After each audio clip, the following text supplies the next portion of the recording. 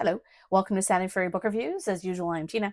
Today I'm doing my wrap up for July and my what's up for August, where I talk about what I read in July and what I'm going to read in August. Sorry, there was a bug flying in my face. So basically, I just rank all the books that I read this month. I'll start with the one that I kind of enjoyed the least and then go up to my favorite book of the month. But first, I want to show you my sweet mug that I found at a yard sale. Look at this awesome like TNG mug that I found. It was like in the box for like $3. I'm like, this is the best mug I've ever seen in my life. Coffee. That's why Janeway is my favorite captain. Anyway, so moving on. So, what did I read and what did I think of them in July? So, starting with the book that I enjoy the least, and I guess it would have to be mostly human resources.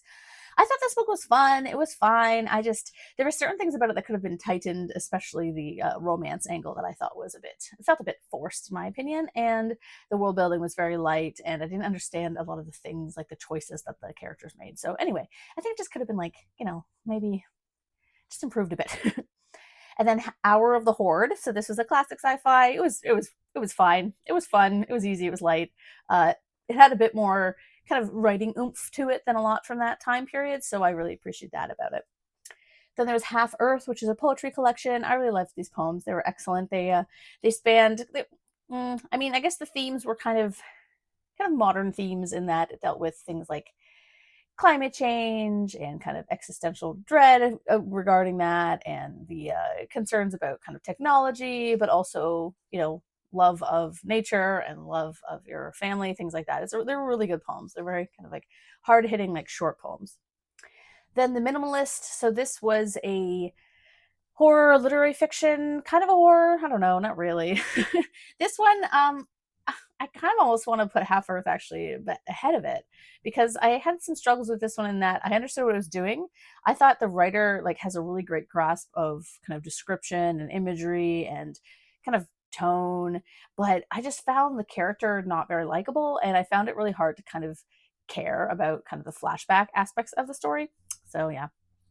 And then How Lucky Am I, which is a kind of coffee table book, graphic novel in a sense, just like pictures that are really pretty with this skeleton and these kind of like affirming words on them. It's hard to describe. You can check out my review of it. I actually ended up like buying a copy. Some people might find it kind of trite, but I like them. I think they're cool. And then Cold Blooded, the complete opposite of the thing I was just talking about a mercenary. She's mercenary. She's like a soldier. In this time period, everyone's a mercenary. And it's set in the future, and she's a space mercenary in like a mech suit, and she's working for this company. And basically, it's just like a military sci-fi, but it has a lot of really cool kind of progressive things about it that I really liked. And I read it for the SPSFC 5, and I thought it was actually quite fantastic. I really liked it. And then Wild Dark Shore. So this is a contemporary kind of eco fiction. My sister lent it to me because it's not something I like. I actually think I did have interest in it when it first came out, but it became one of those like popular books. So I was like, oh, it's probably not going to be that good. But then I read it. I was like, no, I really liked it. I thought it was really good. So it's about a family living on this kind of island that's slowly getting taken back by the sea. And this woman washes up on shore. And there's like kind of like a mystery. It deals though a lot with like climate change and climate disaster and kind of the human uh, impacts of this. And I thought that part was really, really good. And then Elder Race by Adrian Tchaikovsky. This is a novella. It's set on a kind of pastoral planet that has been colonized centuries ago. And there is one kind of remaining person who's been like cryogenically frozen kind of over the years, who gets woken up time and again by the townspeople who think he's a wizard, but he's actually just an anthropologist studying the kind of progression of the society. And then he has to go on like a quest. And it's fun. I really liked it.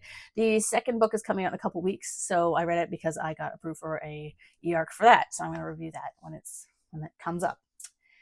And then The Hill in the Dark Grove. This was a really interesting literary horror set in Wales. It follows an older couple on a farm in kind of the mountainside, like a sheep farm.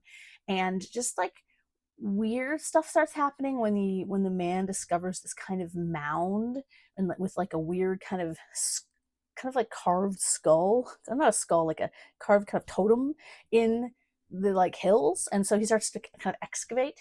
And meanwhile, his wife is like Something's wrong with my husband. But it's a very slow, like slow paced and very atmospheric. It's beautifully written. It's also kind of a historical fiction because it kind of jumps back to like the 70s and 80s when the couple were kind of getting together. And it's I guess it was more like the 60s. But yeah, so it was really good. I really, really enjoyed it. And my favorite book of the month is The Wetworks Miracle. Nothing could have topped this. Hill in the Dark Grove was there. It was almost there. If the ending of Hill in the Dark Grove had been a bit stronger, I might have actually bumped it over top of Wetworks. But everything about Wetworks I absolutely loved. And so this book is just, it was a delight in the weirdest way possible. Highly, highly recommended. Oh, for the Interstellar Book Club, so I'm about halfway through American War. I don't know if I'm going to finish it. It's kind of boring, and I don't know, it just seems to be going nowhere, and I don't understand most of the world building because it's kind of centered to one kind of like encampment, and so I don't really understand the politics behind anything. I don't know, it's not really working for me. We'll see. And then this month for the Interstellar Book Club, we're reading Consider Pegasus, which is, I have to catch up on the second book first, but I think I can probably just jump into the third. I got a bit behind in June with a lot of other things going on. So yeah, so that's all that I read in July. It was a fun month. I read quite a bit actually. Now, what am I going to read in August? So we have The Plagued Sea, or A Plagued Sea, which is a kind of cosmic horror in a sense, I guess. It's a novella. It's Korean, I believe, and yeah, so that's what that is. The Unheld, I don't know what this is. I can't remember. I think it's some kind of a fantasy. I don't know actually. I have no idea what this is. I don't remember requesting it, but I'm gonna read it.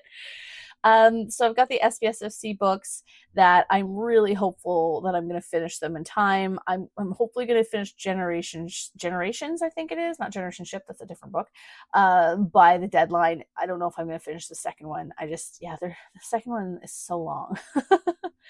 Then we have Comedian's Book of the Dead. I was sent this one by River Street Reads, and this is it's kind of like death is the character, and I can't remember exactly the premise, but I think he used to be like a regular dude, and then his son died, and then I think he took on the mantle of death somehow. I can't remember. Anyway, it's a Canadian book.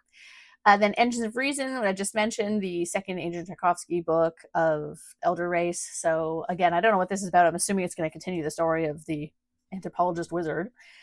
Catamorphosis, I've meant to read this for months. It was sent to me by the author, and this is a story about a woman who's literally turning into a cat. And I'm very curious about this. I just haven't had a chance to get to it yet. And then We Are for the Dark, which I will admit, it sounded cool and I requested it. And then I realized that I really didn't enjoy the last book of the authors that I read, which was We Fear Not Men in the Woods or something.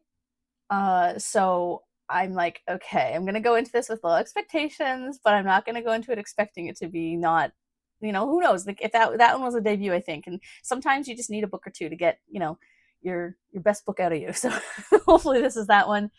The next one is one that I'm really excited to read because it features one of my favorite places in the entire world, and that is the Great Lakes. I absolutely love Lake Huron. It is my happy place, and that is the death and life of the Great Lakes. I really hope the death part does not happen in my lifetime. But basically, here's a map of all the Great Lakes. Lake Huron is where I'm trying to point and I can't see.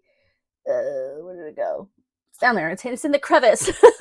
So yeah, Lake Huron is one of my favorite places. I love to cottage like right around here. So yeah, this book is basically just an eco nonfiction about the Great Lakes and kind of why they are endangered. They're in danger of ecological collapse. Yay! The mark of our times. And so I'm really hoping it has some good stuff about it too, because I absolutely love the Great Lakes. If you live near the Great Lakes, why have you not gone there? If you don't and you visit Ontario or if the States too, I mean, they're connected to it as well, you should totally, totally check them out. Lake Huron has these beautiful like white sand beaches. Lake Superior is just chaotic and amazing. It's bigger than Austria. It's massive. And Lake Ontario is fun. And then I don't know if I've never really been to Lake Michigan. Isn't that just the other half of Lake Ontario, of Lake Huron? Yeah, it's like connected to Lake Huron, but it's the part that's in Michigan. And then Lake Erie, yeah, Lake Erie is it's kind of shallower. So it's kind of murkier, but it has some nice beaches too. So I could talk about the Great Lakes all day, but I won't. I will move on. There's two other books that I'm reading this month, and that's Twig's Traveling Tomes. And this is a cozy fantasy. I'm assuming it's about a bookstore on wheels. And then there's an old school science fiction that I'm going to read, a classic sci-fi. I don't know which one I'm going to read yet. I have a whole stack of them. It might be one of the new ones that I got that I talked about in my book haul a few days ago. So we'll see. Anyway, thanks for checking that out. I hope you enjoyed that. I hope you appreciated my amazing Star Trek mug. And yeah,